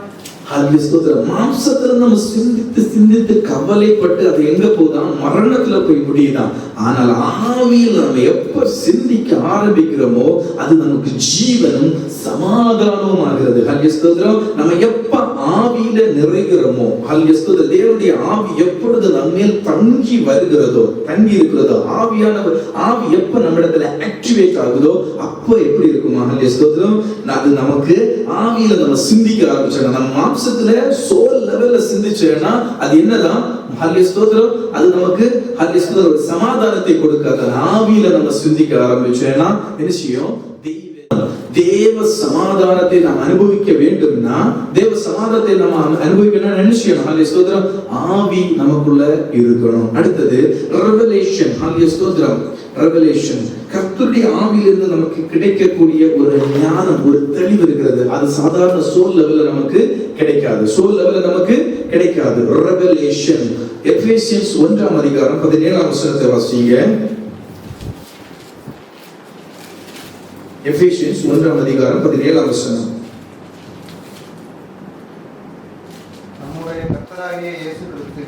நம்முடைய கர்த்தராகிய இயேசு கிறிஸ்துவின் தேவனும் மகிமையும் பிதாவுமானவர், தேவனும் மகிமையும் பிதாவுமானவர் தம்மை நீங்கள் அறிந்து அறிந்து கொள்வதற்கான ஞானத்தையும் தெளிவையும் அளிக்கிற ஆவியை உங்களுக்கு தந்தருள வேண்டும் என்றும். ஆவியை உங்களுக்கு தந்தருள வேண்டும். ஞானத்தையும் ஹல்லேலூயா ஸ்தோத்திரம் தெளிவையும் கொடுக்கிற ஆவியை தந்தருள வேண்டும் என்று அப்போஸ்தலனாகிய பவுல் எபேசியருக்கு எழுதின நிருபத்தில் சொல்லுகிறார். ஹல்லேலூயா ஸ்தோத்திரம். அப்போ ஞானம், ஹல்லேலூயா ஸ்தோத்திரம், தெளிவு நமக்கு கிடைக்க வேண்டும். இதற்கு ஒரு ஹல்லேலூயா ஸ்தோத்திரம். ஹல்லேலூயா ஹல்லேலூயா ஸ்தோத்திரம் ஸ்தோத்திரம் ஹல்லேலூயா ஸ்தோத்திரம். ஒரு சில ஹல்லேலூயா ஸ்தோத்திரம் ஒரு விஷயம் என் கண்ணுக்கு முன்னால அப்படியே தெரிகிற ஆரம்பிக்குது. அந்த கண்ணுக்கு முன்னால தெரிகிற அந்த ஒரு காரியத்தை என்ன என்று அப்படியே சிந்திக்கும் பொழுது ஆண்டவர் அதிலிருந்து ஒரு வெளிப்பாடை கொடுத்தார். ஹல்லேலூயா ஸ்தோத்திரம். ஒரு வெளிப்பாடை கொடுத்தார். ஹல்லேலூயா. பேங்க், ஹல்லேலூயா ஸ்தோத்திரம், நம்முடைய மொபைல்ல எடுத்து பேங்க் அக்கவுண்ட்ல நமக்கு ஸ்டேட்மெண்ட் வரும்போது என்ன வரும்? நம்ம அந்த ஸ்டேட்மெண்ட்டை கிளிக் பண்ணோம்னா பாஸ்வேர்டு கேட்கும். கரெக்டா? ஹல்லேலூயா ஸ்தோத்திரம். எல்லா மொபைல்ல வருதானே நமக்கு ஒரு ஸ்டேட்மெண்ட் வரும். அந்த ஸ்டேட்மெண்ட்டை நம்ம கிளிக் பண்ணோம்னா என்ன வரும்? பாஸ்வேர்டு போட்டாலும் அது ஒர்க் ஆகும். ஹல்லேலூயா ஸ்தோத்திரம். இதுதான் என்னுடைய அந்த ஒரு ஹல்லேலூயா ஸ்தோத்திரம் எனக்கு தெரிந்த அந்த ஸ்கிரீன். சரி, இது எதுக்கு இப்ப தெரியுது? நாங்க பேங்கை பற்றி நினைக்கவும் இல்லையே, ஏடிஎம் பற்றி நினைக்கல, எதுவுமே நினைக்காம எதுக்கு முன்னாடி வருகிறது என்று மெசேஜ் கேட்டுட்டு இருக்கேன், எப்படி முன்னாடி வருகிறது என்று பார்க்கும் பொழுது அப்பதான் ஆண்டவர் ஒரு நினைவுபடுத்தினார். ஹல்லேலூயா ஸ்தோத்திரம். எல்லாருக்கும் பொதுவான பேங்க். ஹல்லேலூயா ஸ்தோத்திரம். யார் வேண்டுமானாலும் அக்கவுண்ட் எடுக்கலாம். ஹல்லேலூயா ஸ்தோத்திரம். எல்லாருக்கும் பொதுவான பைபிள், யார் வேண்டுமானாலும் கையில சுமக்கலாம், யார் வேண்டுமானாலும் படிக்கலாம். ஹல்லேலூயா ஸ்தோத்திரம். ஆனா இதிலிருந்து உள்ள வெளிப்பாடுகள் எப்படி கிடைக்கும்? ஹல்லேலூயா ஸ்தோத்திரம். அதுக்கு கீ வேணும். ஹல்லேலூயா ஸ்தோத்திரம். உன்னுடைய அக்கவுண்ட் உங்களுக்கு என்ன தேவையானது அதிலிருந்து எடுக்க வேண்டுமோ அதுக்கு என்ன வேணும்? ஹல்லேலூயா ஸ்தோத்திரம். உங்களுடைய அக்கவுண்ட் தானே அது. ஹல்லேலூயா ஸ்தோத்திரம். உங்க அக்கவுண்ட் வேற மற்றவர்களுக்கு அது இருக்கு. உங்க அக்கவுண்ட பார்க்கணும்னா உங்களுக்கு பாஸ்வேர்டு வேணும். ஹல்லேலூயா. உங்களுக்கு பாஸ்வேர்டு வேணும். அதே மாதிரி இதுல எனக்கு என்ன தேவை, எனக்கு என்ன வெளிப்பாடு, அடுத்த வாரம் பிரசங்கம் பண்ணுவதற்கு எனக்கு என்ன வெளிப்பாடு, என்னுடைய வாழ்க்கைக்கு என்ன வெளிப்பாடு, ஹல்லேலூயா ஸ்தோத்திரம், நான் கடந்து போகிற இந்த பாதைக்கு எனக்கு என்ன வெளிப்பாடு என்று ஹல்லேலூயா ஸ்தோத்திரம். இட்ஸ் யூனிக், எனக்கு மட்டும். ஹல்லேலூயா ஸ்தோத்திரம். அது கிடைக்கணும்னா அதுக்கு பாஸ்வேர்டு வேணும். ஹல்லேலூயா ஸ்தோத்திரம். என்ன பாஸ்வேர்டு? ஆவியானவருடைய அசைவாடுதல், பரிசுத்த ஆவியின் ஒரு பாஸ்வேர்டு வேணும். ஹல்லேலூயா ஸ்தோத்திரம். It's a revelation. அப்படிதான் நமக்கு என்ன செய்யும்? வெளிப்பாடு. ஹல்லேலூயா ஸ்தோத்திரம். அந்த வெளிப்பாடு. அப்போ இந்த வெளிப்பாட்டை பெறுவதற்கு ஆவி வேணும் நம்ம கிட்ட. ஆவி இல்லைன்னா இந்த வெளிப்பாடு வராது. வேத புத்தகத்தை எத்தனையோ பேர் படிச்சிருக்காங்க. ஹல்லேலூயா ஸ்தோத்திரம். கோடான கோடி பேர் என்ன செஞ்சிருக்காங்க? ஹல்லேலூயா ஸ்தோத்திரம். மனம் திரும்பி இருக்காங்க. கோடான கோடி பேர் என்ன செஞ்சிருக்காங்க? மறுரூபமாய் இருக்காங்க. அவங்க பழைய வாழ்க்கையில விட்டு மறுரூபமாய் இருக்காங்க. எத்தனையோ பேர் இதை கண்டும் காணாமல் விட்டுருக்காங்க. ஹல்லேலூயா ஸ்தோத்திரம். அதனால இதுக்கு ஒரு பாஸ்வேர்டு வேணும். ஆவி இல்லாம ஹல்லேலூயா ஸ்தோத்திரம் சாதாரணமா இதை வாசித்தேன்னா இது ஒரு சாதாரண ஒரு கதை புஸ்தகம். ஹல்லேலூயா ஸ்தோத்திரம். ஆனால் பரிசுத்த ஆவியின் ஆளுகையோட, பரிசுத்த ஆவியின் அபிஷேகத்தோட, அந்த ஆவியானவர் நம்மோடு கூட வாசமா இருக்கும் பொழுது வாசித்தேன்னா அது நமக்கு வெளிப்பாடு. ஹல்லேலூயா. அது நமக்கு வெளிப்பாடு. ஹல்லேலூயா ஸ்தோத்திரம். சரி, ஹல்லேலூயா ஸ்தோத்திரம். இப்போ நம்ம பார்த்தோம் ஸ்பிரிச்சுவல் டிசைன்மென்ட். ஹல்லேலூயா ஸ்தோத்திரம். ஆவியில் பகுத்தறியக்கூடிய தன்மை ஜென்ம சுபாவமான மனுஷனுக்கு அது கிடைக்காது. ஹல்லேலூயா ஸ்தோத்திரம். ஆவிக்குரிய ஒரு பிள்ளைக்கு அது முடியும். சமாதானம், எல்லாருக்கும் சமாதானத்தை அனுபவிக்க முடியாது. காரணம் ஹல்லேலூயா ஸ்தோத்திரம். ஆவி இருக்கிறவங்களுக்கு தான் அந்த சமாதானத்தை எவ்வளவு பெரிய பிரச்சனை வந்தால் அந்த சமாதானத்தை அனுபவிக்க முடியும். அல்லேலூயா ஸ்தோத்திரம். வெளிப்பாடு எல்லாருக்கும் வெளிப்பாடு கிடைக்காது. ஆவியானவர் தங்கி இருக்கிறவங்க, ஆவியானவர் ஆக்டிவேட் ஆகிறவங்க தான் என்ன செய்யும், அந்த வெளிப்பாடு கிடைக்கும். ஹalleluya ஸ்தோத்திரம். அடுத்தது பாருங்க, ஹalleluya ஸ்தோத்திரம். தேவனோடு கூட உள்ள உறவுக்கு சோல் முடியாது, சரீரம் முடியாது. ஹalleluya ஸ்தோத்திரம். என்ன வேணும்? ஆவி வேணும். ஆவியானவருடைய ஆளுகை, ஆவியானவர் ஸ்பிரிட் நம்ம கூட இருந்த அந்த மூன்று பகுதியில, நம்ம முதல்ல பார்த்ததுல அந்த மூன்று பகுதியில மூன்றாவது ஸ்பிரிட் இருந்தா மட்டும்தான் தேவனோடு கூட நம்ம கனெக்ட் ஆக முடியும், தேவனோடு கூட கனெக்ட் ஆக முடியும். ஹalleluya ஸ்தோத்திரம். எசேக்கியேல் 36ஆம் அதிகாரம் 26 27 வசனங்களை சொல்கிறது. வாசிக்க வேண்டாம், சொல்லிட்டு போறேன். எசேக்கியேல் 36ஆம் அதிகாரம் 26 27 வசனங்களை எடுத்துட்டீங்கன்னா வாசிங்க. உங்களுக்கு நவமான புதிய இருதயத்தை தருவேன். The new heart I will give you. உங்கள் உள்ளத்திலே புதிதான ஆவியை வைப்பேன். ஹல்லேலூயா ஸ்தோத்திரம். புதிய இருதயத்தை தரேன், புதிய ஆவியை உள்ளத்துல வைக்கிறேன்னு சொல்லுகிறார். ஹல்லேலூயா ஸ்தோத்திரம். அதனால ஹல்லேலூயா ஸ்தோத்திரம், அந்த புதிய உள்ளத்துல புதிய ஆவியை வைத்தாரா அவருடைய கற்பனைப்படி அவருடைய நியமங்களை கை கொள்ளவும் செய்கிறார். ஹல்லேலூயா ஸ்தோத்திரம். நாம சாதாரணமா வேத புஸ்தகத்தில் உள்ள கற்பனைகளையும் கட்டளைகளையும் இயேசு கிறிஸ்து உபதேசத்தையும் கீழ்ப்படிய முடியாது. ஹல்லேலூயா ஸ்தோத்திரம். ஆவியானவர் உள்ள வாசம் பண்ணினா மட்டும்தான் என்ன செய்ய முடியும். ஹல்லேலூயா ஸ்தோத்திரம். ஆவியானவர் உள்ள வாசம் பண்ணினாதான் ஹல்லேலூயா ஸ்தோத்திரம் இந்த வேதத்தின் மகத்துவங்களை, இந்த வேதத்தில் உள்ள கற்பனைகளை நம்மால் கை கொள்ள முடியும். ஆனால் ஆவியானவர் வாசம் பண்ணுகிறவர்கள் மனப்பாடம் இல்லை என்றாலும் தேவனுடைய வார்த்தைகளை, உபதேசங்களை கை கொள்வதற்கு அவர் உதவி செய்கிறார். ஏன்னா ஆவி நம்முடைய எப்படி இருக்கு, ஆக்டிவேட் ஆகி இருக்கிறது. ஹல்லேலூயா ஸ்தோத்திரம். ஒரு பிரசங்கத்தை பாருங்க, ஒரு பிரசங்கம், அநேக பிரசங்கங்களை நம்ம கேட்டிருக்கிறோம்ல, அல்ல நான் பிரசங்கம் பண்ணி இருக்கிறேன். அநேக பாஸ்டர்ஸ் அநேக இடத்துல நம்ம பிரசங்கத்தை பார்க்கிறோம். சில இடங்கள்ல நம்மளுக்கு தொடுதல் உண்டாகும். ஹல்லேலூயா ஸ்தோத்திரம். அவர்களுடைய பிரசங்கம் தொடப்படும். ஹல்லேலூயா ஸ்தோத்திரம். ஏதோ ஒரு ஹல்லேலூயா ஸ்தோத்திரம் ஒரு ஏரியாவுல நம்மை தொடும். ஹல்லேலூயா ஸ்தோத்திரம். ஆனால் பல பிரசங்கங்கள் தொடுதல் இல்லை. ஏன் தெரியுமா? ஹல்லேலூயா ஸ்தோத்திரம். அவங்களுடைய பிரசங்கங்கள் மாம்சமத்தோடு அந்த சோல் லெவல்ல, ஆத்தும லெவல்ல ஹல்லேலூயா ஸ்தோத்திரம் பிரசங்கம் பண்ணும் பொழுது ஹல்லேலூயா ஸ்தோத்திரம் ஆத்துமாவையும் ஹல்லேலூயா ஸ்தோத்திரம் ஆவியையும் கணுக்களையும் பிரிக்கக்கூடிய தன்மை அதுக்கு கிடையாது. ஹல்லேலூயா ஸ்தோத்திரம். உள்ளான இருதயங்கள் அந்த வார்த்தைகள் கடந்து செல்லல. அதே நிலையில் ஆவியானுடைய கூடிய உள்ள அந்த உறவில், பரிசுத்த ஆவியின் நிறைவில் நின்று இந்த வசனங்களை கொடுக்கும் பொழுது அந்த வசனங்கள் எப்படி வருகிறது? ஹல்லேலூயா ஸ்தோத்திரம். ஹல்லேலூயா. இவருக்கு எப்படி வெளிப்படுத்தப்படுகிறதோ அதே போல அவர்கள் கேட்டுக்கொண்டிருக்கிறவருடைய வாழ்க்கையில் அந்த அப்ளை ஆகுது. அந்த நேரத்தில் அப்ளை ஆகும்போது அவர்கள் எப்படியும் தொடும், அந்த வார்த்தைகள் என்ன செய்யும்? தொடும். ஹல்லேலூயா ஸ்தோத்திரம். அப்போ ஹல்லேலூயா ஸ்தோத்திரம். Spirit is the important. Hallelujah ஸ்தோத்திரம். ஹல்லேலூயா சோலும் ஹல்லேலூயா ஸ்தோத்திரம் சரீரம் மட்டுமல்ல, spirit is the most important thing. Hallelujah ஸ்தோத்திரம். அதான் சொல்லுவல்ல, சில பிரசங்கங்களை கேட்டுட்டு ஒரு டச்சிங் இல்லை, ஒரு தொடுதலும் இல்லைன்னு சொல்றதுக்கு காரணம் இதுதான். ஹல்லேலூயா. காரணம் இதுதான். ஆவியில் இல்லாத பிரசங்கம். அதான் ஹல்லேலூயா ஸ்தோத்திரம். அப்போஸ்தலர் நடவடிக்கைகள் 1ஆம் அதிகாரம் 8ஆம் வசனத்துல சொல்றாங்க, பரிசுத்த ஆவி உங்களிடத்தில் வரும்போது நீங்கள் பலன் அடைவீர்கள். ஹல்லேலூயா ஸ்தோத்திரம். எப்ப நமக்கு பலன் வரும்? எப்ப நமக்கு பலன் வரும்? பரிசுத்த ஆவியானவர் நம்மேல் வரும் பொழுது. ஹல்லேலூயா ஸ்தோத்திரம். யோவேல் தீர்க்கதரிசி புத்தகம் 2ஆம் அதிகாரம் 28ஆம் வசனத்தை வாசிங்க. Joel 2:28. அதற்கு பின்பு நான் மாம்சமான யாவர் மேலும் என் ஆவியை ஊற்றுவேன். அப்பொழுது உங்கள் குமாரர்கள் உங்கள் குமாரத்திகளும் தீர்க்க தரிசனம் சொல்வார்கள். மூப்பர்கள் சொப்பனங்களை காண்பார்கள். உங்கள் வாலிபர் தரிசனங்களை காண்பார்கள். பாருங்க, நான் மாம்சமான யாவர் மேலும் என் ஆவியை ஊற்றுவேன். ஊற்றின பிற்பாடுதான் என்ன வருதாங்க? உங்கள் குமாரர்களும் உங்கள் குமாரத்திகளும் தீர்க்க தரிசனம் சொல்வார்கள். ஹல்லேலூயா ஸ்தோத்திரம். தீர்க்க தரிசனம் சொல்வார்கள். உங்கள் மூப்பர்கள் தரிசனங்களை, சொப்பனங்களை காண்பார்கள். உங்கள் வாலிபர்கள் தரிசனங்களை காண்பார்கள். ஹல்லேலூயா ஸ்தோத்திரம். அப்போ அந்த ஆவி ஊற்றப்பட வேண்டும். ஹல்லேலூயா ஸ்தோத்திரம். அந்த ஆவி ஊற்றப்பட வேண்டும். ஹல்லேலூயா ஸ்தோத்திரம். சாதாரண கண்களால் பார்க்கிறவர்களுக்கும் சிந்திக்கிறவர்களுக்கும் சாதாரண மனக்கண்களால் பார்க்கிறவர்களுக்கும் அந்த சோல் லெவல்ல நிக்கிறவங்களுக்கு என்ன செய்யாது? ஆவியின் அசைவாடுதல் புரியாது. ஹல்லேலூயா ஸ்தோத்திரம். அந்த அசைவுகள் தெரிய வராது. ஹல்லேலூயா ஸ்தோத்திரம். இது எப்ப நடக்கும்? ஹல்லேலூயா ஸ்தோத்திரம். இது எப்ப நடக்கும்? ஏன்னா ஹல்லேலூயா ஸ்தோத்திரம், நம்ம பிறக்கும் போது சோல் இருக்கும், ஹல்லேலூயா ஸ்தோத்திரம், சரீரம் இருக்கும். ஸ்பிரிட் டெட் கண்டிஷன்ல இருக்கும். ஹல்லேலூயா ஸ்தோத்திரம். எப்படி இருக்குமா? டெட் கண்டிஷன்ல இருக்கும். அது எப்ப ஆக்டிவேட் ஆகும்னா, அது எப்ப ஆக்டிவேட் ஆகும்? ஹல்லேலூயா ஸ்தோத்திரம். எப்ப நம்ம ரட்சிக்கப்படுகிறோமோ that moment the spirit will activate. ஹல்லேலூயா ஸ்தோத்திரம். alive. ஹல்லேலூயா ஸ்தோத்திரம். அதான் ஜீவன் பெறுகிறது. ஹல்லேலூயா ஸ்தோத்திரம். எப்ப நம்ம பாவமற்றவர்களாக நீதிகரிக்கப்படுகிறோமோ, ஏன்னா ரட்சிப்பு என்கிற வார்த்தைக்குள்ள 7 சம்பவங்களை பார்த்தோம். இந்த 7 சம்பவங்களும் ஹல்லேலூயா ஸ்தோத்திரம் நாம் பிரித்து படிக்கிறோம், ஆனா ஒரே நேரத்துல நடக்கும். ஹல்லேலூயா ஸ்தோத்திரம். ஆண்டவராகிய இயேசு கிறிஸ்துவை என் ரட்சகர், என் சொந்த குமாரன், ஹல்லேலூயா ஸ்தோத்திரம், எனக்காக ஹல்லேலூயா ஸ்தோத்திரம் பிதாவின் ஸ்தானத்தை, அவர் இருந்த அந்த பரலோக ஸ்தானத்தை விட்டு இறங்கி ஹல்லேலூயா ஸ்தோத்திரம் இந்த பூமியில் வந்து எனக்காக அடித்து, எனக்காக ஹல்லேலூயா ஸ்தோத்திரம் நொறுக்கப்பட்டு, எனக்காக ஹல்லேலூயா மரித்து, சிலுவையில் ஹல்லேலூயா ஸ்தோத்திரம் மரித்து அடக்கம் பண்ணப்பட்டு 3ஆம் நாள் உயிர் தெழுந்தார் என்கிற ஒரு விசுவாசம் இருக்கு பாத்தீங்களா? ஹல்லேலூயா ஸ்தோத்திரம். அந்த விசுவாசம், அந்த விசுவாசிக்கும் பொழுது நாம் என்ன செய்யப்படுகிறோம்?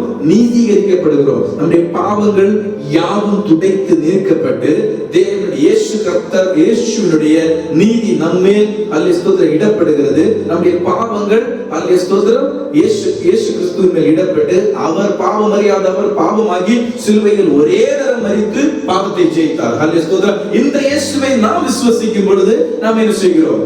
ஹல்லேலூயா ஸ்தோத்திரம். இந்த ஸ்பிரிட் நமக்கு வந்து ஆக்டிவேட் ஆகிறது. ஹல்லேலூயா ஸ்தோத்திரம். ரோமர் 8:16 வாசிங்க. நாம் தேவனுடைய பிள்ளைகளாய் இருக்கிறோம் என்று ஆவியானவர் தாமே நம்முடைய ஆவியுடனே கூட சாட்சி கொடுக்கிறார். ஹல்லேலூயா ஸ்தோத்திரம்.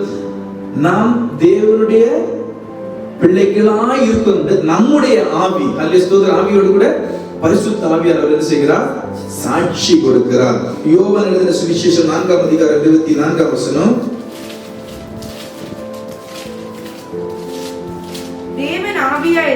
தேவன் ஆவியாய் இருக்கிறார். அவரை தொழுது கொள்கிறவர்கள் ஆவியோடும் உண்மையோடும் அவரை தொழுது கொள்ள வேண்டும்.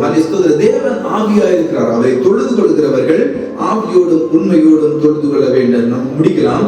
நம்முடைய ஆவி தேவனோடு கூட என்ன செய்கிறது? பேசுகிறது. நம்முடைய ஆவி தான் என்ன செய்கிறது? நம்மளுடைய சொன்ன நம்மிடத்தில் இருக்கிற இந்த 3 பகுதிகளை தேவனோடு கூட இணைப்பில் இருக்கிறது எது? ஆவி மட்டும்தான். ஹல்லேலூயா ஸ்தோத்திரம். தேவனோடு கூட இணைப்பில் இருக்கிறது ஆவி மட்டும். ஆவியானவர் வந்து வாசமா இருக்கும்போது நம்முடைய ஆவி, ஹல்லேலூயா ஸ்தோத்திரம், நம்முடைய ஆவி ஆவியானவருடைய கனெக்ஷன் நமக்கு இருக்கும் பொழுது என்ன செய்கிறது? நம்முடைய ஆத்மாவையும் சரீரத்தையும் ஹல்லேலூயா ஸ்தோத்திரம் நடத்துகிறது, வழிகாட்டுகிறது. ஹல்லேலூயா ஸ்தோத்திரம். எப்படி? நம்முடைய மனது இருக்குல்ல, நீ இந்த வழியில போ, தேவனிடத்தில் கனெக்டடா இருக்கும், தேவனிடத்தில் பெற்றுக்கொண்ட அந்த ஆவி நம்முடைய ஆவி, ஹல்லேலூயா ஸ்தோத்திரம், நமக்குள்ளதாக அந்த ஆவி இருக்கிறது. இந்த ஆவி ஹல்லேலூயா ஸ்தோத்திரம் இன்ஸ்ட்ரக்ட் பண்ணுது சோல் இடத்துல. ஹல்லேலூயா ஸ்தோத்திரம். சோல்ல நம்ம என்னென்ன பார்த்தோம்? ஹல்லேலூயா ஸ்தோத்திரம். நம்முடைய மைண்ட், தாட், நம்முடைய வில், இந்த வில் விருப்பம் இருக்கு பாத்தீங்களா? இந்த விருப்பம் இஸ் தி ஹல்லேலூயா பிரிட்ஜ். ஹல்லேலூயா ஸ்தோத்திரம். ஒரு பாலம். இந்த விருப்பம் தான் ஹல்லேலூயா ஸ்தோத்திரம் சோலுக்கும் ஸ்பிரிட்டுக்கும் உள்ள ஹல்லேலூயா ஸ்தோத்திரம் ஒரு பாலம்னு சொல்லலாம். ஏன்னா இந்த விருப்பம் நம்முடைய விருப்பத்தை மாற்றி வைத்து தேவனுடைய விருப்பத்தை நாம் ஏற்றுக்கொள்ளும் பொழுது இந்த பிரிட்ஜ் தான் ஸ்பிரிட்டோட என்ன செய்கிறது? கனெக்ட் ஆகிறது. நம்முடைய விருப்பத்தை மாற்றி வச்சு ஹல்லேலூயா ஸ்தோத்திரம் தேவனுடைய சித்தத்தை, தேவனுடைய விருப்பத்தை நாம் நம்முடைய வாழ்க்கையில் செயல்படுத்தும் பொழுது அதுதான் ஸ்பிரிட் ஹல்லேலூயா ஸ்தோத்திரம் கனெக்டடா உள்ள ஒரு என்ன செய்கிறது? ஒரு பாலமாக, ஒரு பிரிட்ஜாக அமைகிறது. இப்போ என்ன செய்கிறது? நம்முடைய விருப்பத்தை தேவனுடைய ஆவியானவர் வந்து வாசம் பண்ணும் பொழுது இந்த பிரிட்ஜ் வந்து அதுக்குள்ள வந்து ஆக்டிவேட் ஆகுது. ஆக்டிவேட் ஆகும்போது நம்முடைய சிந்தைகள் எல்லாவற்றையும் மாற்றி வைத்து விட்டு தேவன் கொடுக்கிற ஆலோசனை பிரகாரம் அந்த ஆலோசனையை ஸ்பிரிட் ஹல்லேலூயா ஸ்தோத்திரம் சோலுக்கு டிரான்ஸ்ஃபர் ஆகுது. ஹல்லேலூயா ஸ்தோத்திரம். சோலுக்கு டிரான்ஸ்ஃபர் பண்ணுது. இந்த சோல் வந்து பாடியை வந்து இன்ஸ்ட்ரக்ட் பண்ணுது. இப்போ யார் மொத்தத்துல கண்ட்ரோல்ல வச்சிருக்கிறது? ஸ்பிரிட். இந்த ஸ்பிரிட் ஆவி, ஆத்மா, சரீரம் மூன்றையும் கண்ட்ரோல்ல வச்சிருக்கிறது யாரு? தேவன். ஹல்லேலூயா ஸ்தோத்திரம். தேவனுடைய ஆவி கண்ட்ரோல்ல வச்சிருக்கிறது. அந்த தேவனுடைய ஆவி நம்மிடத்தில் இருக்கிற ஆவிக்கு கட்டளை கொடுக்கும் பொழுது நம்முடைய ஆவி உள்ள இருந்தால் தானே, உள்ள இருந்தால் மட்டும்தான் இந்த சோலுக்கு என்ன செய்ய முடியும்? இன்ஸ்ட்ரக்ட் பண்ண முடியும். அப்ப தேவனுடைய ஆவி நம்முடைய ஆவியிடத்தில் கட்டளை கொடுக்கிறது, நம்முடைய ஆவி சோலுக்கு கட்டளை கொடுக்கிறது, சோல் வந்து சரீரத்துக்கு கட்டளை கொடுக்கிறது. அப்பதான் ஒரு முழுமையான கிறிஸ்தவ வாழ்க்கை வாழ்ந்து முடிக்க முடியும். ஹல்லேலூயா ஸ்தோத்திரம். வாழ முடியும். ஹல்லேலூயா ஸ்தோத்திரம். அப்போ தேவனோடு கூட இடைபடுகிற அந்த ஆவி, ஹல்லேலூயா ஸ்தோத்திரம், தேவனோடு கூட பேசுகிறது, தேவன் இங்கே பேசுகிறார். இதை கேட்டு ஹல்லேலூயா ஸ்தோத்திரம் என்ன தேவை என்பதை புரிந்து கொண்டு, ஹல்லேலூயா ஸ்தோத்திரம் ஆவிக்குரிய தேவைகளை புரிந்து கொண்டு அந்த நிலையில் நின்று கொண்டு சோலுக்கு இன்ஸ்ட்ரக்ஷன் கொடுக்குது. இந்த சோல் என்ன செய்கிறது? மாம்சத்திற்கு, நம்முடைய ஸ்வரத்திற்கு இன்ஸ்ட்ரக்ஷன் கொடுக்கிறது.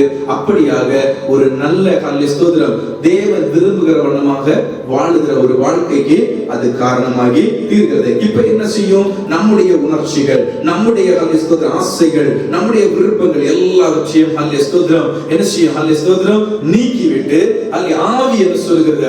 ஆவியினுடைய விருப்பம் என்ன? ஆவியினுடைய சிந்தனை என்ன? ஆவியினுடைய ஹல்லேலூயா ஸ்தோத்திரம் விருப்பங்கள், சிந்தனைகள், உணர்வுகள் என்ன என்பதை ஹல்லேலூயா ஸ்தோத்திரம் இந்த சோலுக்கு திணிக்கும். இந்த சோல் என்ன செய்யும்? மாம்சத்திற்கு அதை திணிக்கும். அப்பதான் மனிதன் ஹல்லேலூயா ஸ்தோத்திரம் எப்படி பாவம் இல்லாதவனாக, பாவ வாழ்க்கையை விட்டு விலகி ஒரு முழுமையாக ரட்சிக்கப்பட்ட ஒரு பிள்ளையாக வாழ முடியும். ஹல்லேலூயா. யோவான் எழுதின சுவிசேஷம் 3ஆம் அதிகாரம் 6 முதல் 8 வரை உள்ள வசனங்களை வாசிங்க. அதுல 6-7 வசனத்தை நான் சொல்றேன். மாம்சத்தினால் பிறப்பது மாம்சம், ஆவியினால் பிறப்பது ஆவியா இருக்கும். ஒருவன் ஆவியினாலும் ஜலத்தினாலும் ஆவியினாலும் பிறவாவிடில் தேவனுடைய ராஜ்யத்தை பார்க்க மாட்டான், காண மாட்டான் என்று மெய்யாகவே மெய்யாகவே உங்களுக்கு சொல்லுகிறேன் சொல்லிட்டு 8ஆம் வசனத்தை வாசிங்க. காற்றானது தனக்கு இஷ்டமான இடத்துல கிரியை செய்கிறது, அதன் சத்தத்தை கேட்கிறாய், ஆகிலும் அது இன்ன இடத்திலிருந்து வருகிறது, இந்த இடத்துக்கு போகிறது என்று உனக்கு தெரியாது. ஆவியினால் பிறந்தவனோ அவனும் அப்படியே இருக்கிறான். ஹல்லேலூயா ஸ்தோத்திரம். அவனும் அப்படி இன்ன இடத்திலிருந்து வருகிறது, இன்ன இடத்துக்கு போகிறது. வெளிப்படையாக நான் ஹல்லேலூயா ஸ்தோத்திரம் இவ்வளவு நேரம் ஹல்லேலூயா ஸ்தோத்திரம் இந்த இடத்திலிருந்து இந்த இடத்துல இப்படி ஹல்லேலூயா ஸ்தோத்திரம் நம்ம ஒரு ஆளுக்கு காண்பித்து கொடுக்க முடியாது. ஹல்லேலூயா ஸ்தோத்திரம். காரணம் ஹல்லேலூயா ஸ்தோத்திரம் தேவன் ஆவியா இருக்கிறார். அவரோடு இடைப்படுகிறவர்கள், அவரை ஆராதிக்கிறவர்கள் ஆவியோடும் உண்மையோடும் ஆராதிக்க வேண்டும். அவரோடு கூட இசைந்து இருக்கிறது, ஆவியில் இசைந்து இருக்கும் பொழுது அது ஒரு பர்சனல் என்கவுண்டர். ஹல்லேலூயா ஸ்தோத்திரம். அதை அனுபவித்த நபருக்கு எப்படி சொல்லணும்னு கூட தெரியாது. ஹல்லேலூயா ஸ்தோத்திரம். எப்படி நான் அனுபவித்தேன்னு சொல்ல ஒரு சில வெளிப்பாடுகள் கிடைக்கும் பொழுது ஆண்டவரோடு கூட நான் ஆயிருந்தேன், நான் இப்ப சொன்னது மாதிரி அந்த இடத்துல நமக்கு வெளிப்படுத்தி சொல்ல முடியாது. ஆனால் எப்படி ஒரு கனெக்ஷன், எங்கிருந்து வந்தது, எப்படி முடிந்தது, என்ன நடந்தது என்பதை குறித்து நமக்கு என்ன செய்ய முடியாது? ஒரு வெளிப்படுத்தி மற்றவர்களுக்கு சொல்லிக் கொடுக்க வேண்டிய நிலையில் இருக்காது. காரணம் அவ்வளவு ரகசியமான உறவு தேவனிடத்தில் உள்ள உறவு. ஹல்லேலூயா. அவ்வளவு ரகசியமான உறவு தேவனிடத்தில் உள்ள உறவு. ஹல்லேலூயா ஸ்தோத்திரம். அப்ப இதை எப்படி உணர்ந்து கொள்ள முடியும்னா இது உள்ளான ஹல்லேலூயா ஸ்தோத்திரம் உள்ளான மனிதனுடைய உணர்வு. ஹல்லேலூயா ஸ்தோத்திரம். It's a personal, completely it's a personal experience. மற்றவர்களுக்கு சொல்லி புரிய வைக்க முடியாது. ஹல்லேலூயா ஸ்தோத்திரம். இப்ப எப்படி இதை புரிந்து கொள்ள முடியும்? ஒரே ஒரு காரியத்தை சொல்லி முடிக்கிறேன். ஆவிக்குரிய சத்தியங்களை புரிந்து கொள்ள வேணும். ஹல்லேலூயா ஸ்தோத்திரம். புரிந்து கொள்ளணும் இல்ல? இது எப்படி? அதுக்கு ஒரு மிரர் வேணும். ஹல்லேலூயா ஸ்தோத்திரம். நம்ம காலையில எழும்புறோம், ஹல்லேலூயா ஸ்தோத்திரம், நம்ம கண்ணாடியில போய் பார்க்கிறோம், ஹல்லேலூயா ஸ்தோத்திரம். இப்படி இல்ல காலையில எழுந்திருச்சிட்டு நம்ம முடிய எல்லாம் சரி பண்ணியாச்சு, நாம் சரி பண்ணியாச்சு என்று நினைத்து நாம் அப்படியே கிளம்பி போக முடியாது, போவதில்லை. நம்ம என்ன செய்கிறோம்? கண்ணாடிக்கு முன்ன போய் திரும்ப ஒரு வாட்டி செக் பண்றோம். ஹல்லேலூயா ஸ்தோத்திரம். திரும்ப ஒரு வாட்டி செக் பண்றோம், எல்லாம் கரெக்டா இருக்கிறதா, நான் இருக்கிறதா என்று நம்ம செக் பண்ணிட்டு என்ன செய்கிறோம்? வெளியே போகிறோம். ஹல்லேலூயா ஸ்தோத்திரம். அதுக்கப்புறம் என்ன செய்கிறோம்? மறந்து விடுகிறோம். எப்படி நம்முடைய முகம் எப்படி இருந்தது அந்த பார்க்கிற நேரத்தோட முடிஞ்சு போச்சு. அதுக்கப்புறம் உலக காரியங்கள்ல இடைப்பட்டு உலக காரியங்களோட கடந்து போய் நாம எப்படி இருந்தோம் என்பதை கூட மறந்து போகிறோம். அதே போல உண்மையான நம்முடைய ஆவியையும் ஆத்துமாவையும் பகுத்தறிய பிரித்தறிய வேத புஸ்தகம் என்கிற கண்ணாடி நமக்கு வேணும். ஹல்லேலூயா ஸ்தோத்திரம். வார்த்தையினால, வேத புஸ்தகத்தின் வார்த்தையினாலதான் நம்ம என்ன செய்ய முடியும்? ஹல்லேலூயா ஸ்தோத்திரம். நம்முடைய எண்ணங்கள், நம்முடைய சிந்தனைகள், நாம எல்லாம் நினைப்போம் நான் செஞ்சது சரி, நான் எண்ணின எண்ணங்கள் சரி, நான் செய்த செய்கை சரி, நான் பேசின வார்த்தைகள் சரி என்று நாம நினைக்க முடியும். ஆனா அந்த வேத புஸ்தகத்தின் மூலம் நம்முடைய தாட்ஸ், நம்முடைய எமோஷன்ஸ், நம்முடைய ஃபீலிங்ஸ் இதெல்லாம் சரியானதா என்று இந்த வேத புஸ்தகம் என்கிற கண்ணாடியின் மூலம் நம்ம என்ன செய்யணும்? அதை பகுத்து அறிய வேண்டும். ஹல்லேலூயா ஸ்தோத்திரம். அதை பகுத்து அறியும் பொழுது அதை பகுத்தறியணும், அதை ஹல்லேலூயா ஸ்தோத்திரம் கிரகிக்கணும். இதெல்லாம் நம்ம செய்ய வேண்டும்னா என்ன வேணும்? ஆவி உள்ள இருக்கணும். ஹல்லேலூயா. ஆவி உள்ள இருக்கணும். இப்போ ஹல்லேலூயா ஸ்தோத்திரம். ரட்சிக்கப்பட்ட ஒரு தேவ பிள்ளைக்கு 3 பகுதிகள் உண்டு. Spirit, body and soul. ஆனால் ரட்சிக்கப்படாத உலக பிரகாரமான மனுஷர்களுக்கு 2 in 1. ஹல்லேலூயா ஸ்தோத்திரம். சோல் அண்ட் பாடி ரெண்டு மட்டும் தான் இருக்கும். ஹல்லேலூயா ஸ்தோத்திரம். முதல் நாள் நம்ம தியானிச்சோம். ஹல்லேலூயா ஜஸ்டிஃபை பை தி காட். ஹல்லேலூயா ஸ்தோத்திரம். த்ரூ ஜீசஸ் தி மூமென்ட். ஹல்லேலூயா ஸ்தோத்திரம். எப்ப நம்ம இயேசு கிறிஸ்துவினால் நம்ம ஜஸ்டிஃபை நீதிகரிக்கப்படுகிறோமோ அந்த மூமென்ட்ல இந்த இன்னர் ஸ்பிரிட் என்ன செய்கிறது? ஆக்டிவேட் ஆகிறது.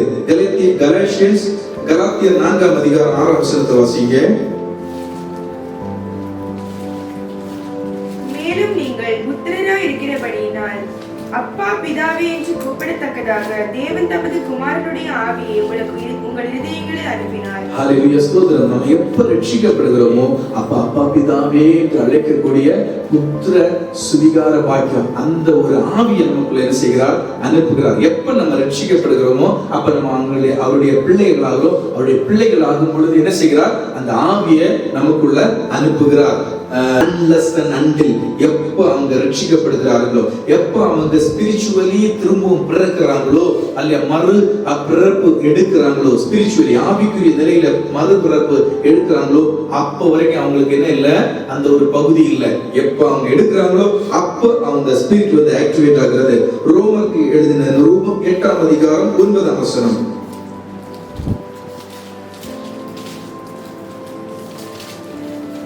தேவனுடைய ஆவி உங்களில் வாசமாய் இருந்தால், தேவனுடைய ஆவி நமக்குள்ளில் வாசமாய் இருந்தால், நீங்கள் மாம்சத்துக்குட்பட்டவர்களாய் இராமல், நீங்கள் மாம்சத்திற்குட்பட்டவர்களாய் இராமல் ஆவிக்குட்பட்டவர்களாய் இருப்பீர்கள். ஆவிக்குட்பட்டவர்களாய் இருப்பீர்கள். கிறிஸ்துவின் ஆவி இல்லாதவன், கிறிஸ்துவின் ஆவி இல்லாதவன் அவருடையவன் அல்ல.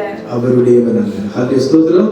அந்த ஆவி இல்லைன்னா நாம இயேசுவுக்கு சொந்தமானவர்கள் அல்ல. ஹல்லேலூயா. இந்த ஆவியை பெற்றுக்கொள்ளணும்னா நாம ரட்சிக்கப்பட வேண்டும். ஹல்லேலூயா ஸ்தோத்திரம். அதுக்கு அடுத்த ஒரு கடமை என்னது?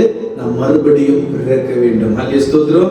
மறுபடியும் பிறக்க வேண்டும். ஆவியில், மாம்சத்துல ஒரு வாட்டி பிறந்துட்டோம், இப்ப ஆவியில் பிறக்க வேண்டும். ஆவியில் பிறப்பது என்ன, அல்ல மறுபடியும் பிறப்பது என்ன என்பதை குறித்து நம்ம அடுத்த கிளாஸ்ல பார்க்கலாம். ஹல்லேலூயா. ஓரளவு புரிந்திருக்கு நினைக்கிறேன். இது ஃபுல் அண்ட் ஃபுல் ஒரு ஸ்டடி கிளாஸா தான் இருந்தது. ஹல்லேலூயா ஸ்தோத்திரம். ஹல்லேலூயா ஸ்தோத்திரம். கர்த்தர் தாமே நாம் ஒவ்வொருவரையும் ஆசீர்வதிப்பாராக. கண்களை